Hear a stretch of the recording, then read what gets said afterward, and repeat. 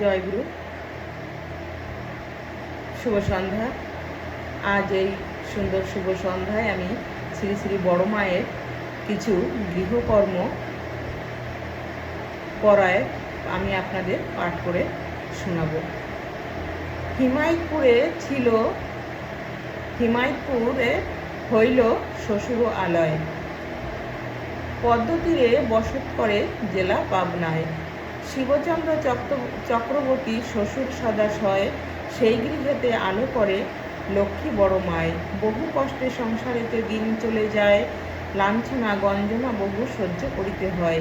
মায়ের সাহসিকতা ছিল অতুলনীয়া, অদ্ভুত ব্যাপার ঘটে কেহ না ভুলিও। বনের পাশে রান্নাঘর, একা রান্না করে। একদিন এক বাঘ এসে মাকে তাড়া করে। দুর্জয়ের সাহসে মাতা বুদ্ধি খাটাইল, জ্বলন্ত অগ্নিকাঠ মুখে ছুঁড়ে দিল। ভয়ে পেয়ে বাঘটা ছুটিয়া পালাইল। এমনিভাবে লক্ষ্মী মাতা বিপদও কাটাইল।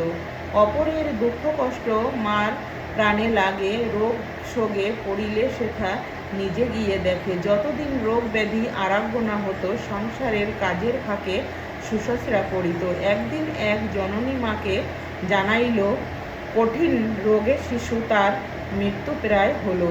কিছু দেওয়ার ছিল না, তাই কানের দুলো দিল।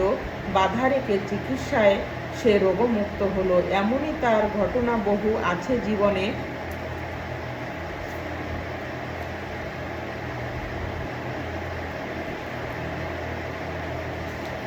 আদর্শ রমণীর গুণ দেখালেন ভুবনে। স্বামী ভক্তি ছিল তার অতুলনীয়, তার তুলনাবিহীন। স্বামীর প্রাণে ব্যথা নাহি দেন কোনো দিন। না বলিতে কি চাহিবেন বুঝিয়া নিতেন, চাইবার আগে তাহা সযত্নে দিতেন। কোনো কারণে অসুখ হলে কিভাবে তা সারে, তেমনতর আহার বিহার খেতে দিতেন তারে। লক্ষ্মী মাতার সতীত্বের আদর্শের গুণে শ্রী শ্রী ঠাকুরের প্রেরণা পান ঈশ্বর জীবনে। এতটুকু ত্রুটি হতে দেন না কখনো। দুঃখ কষ্ট বরণ করেন দিয়ে প্রাণ মন। পাবনা থেকে প্রভু হঠাৎ দেওঘরে এলেন, বিনা দ্বিধায় মা সেথায় সঙ্গে সঙ্গে চলেন। কঠোর পরিশ্রম করে দিনও চলে যায়, পাহাড় জঙ্গল সেথা চোর দুষ্টর আলয়। একে একে মা সবাইকে আপন করে নেন, লক্ষ্মী রূপে পূজা করেন, তারা শান্তি পান। আশ্রমেতে বহু শিষ্য আসিতে লাগিল,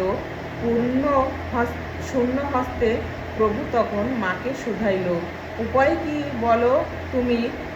অভুক্ত যে ওরা, অন্নপূর্ণা রূপে মাতা দেন খাওয়া পরা। স্নেহ প্রেম হন তিনি সবার শিরোমণি, জগতের মাতা তিনি জগত জননী। কোটি নতি করি মম ভুলিও না, নানা ছলে অন্তিমে স্থান যেন পাই চরণ তলে। জয় গুরু, বন্দে পুরুষোত্তমম। পরম প্রেমময় শ্রী শ্রী ঠাকুর চন্দ্রজি কি জয়, পরমারাধ্য জগৎ জননী শ্রী শ্রী বড়মা কি জয়। যুগল চরণে কোটি কোটি প্রণাম জানাই। জয় গুরু, বন্দে পুরুষোত্তমম।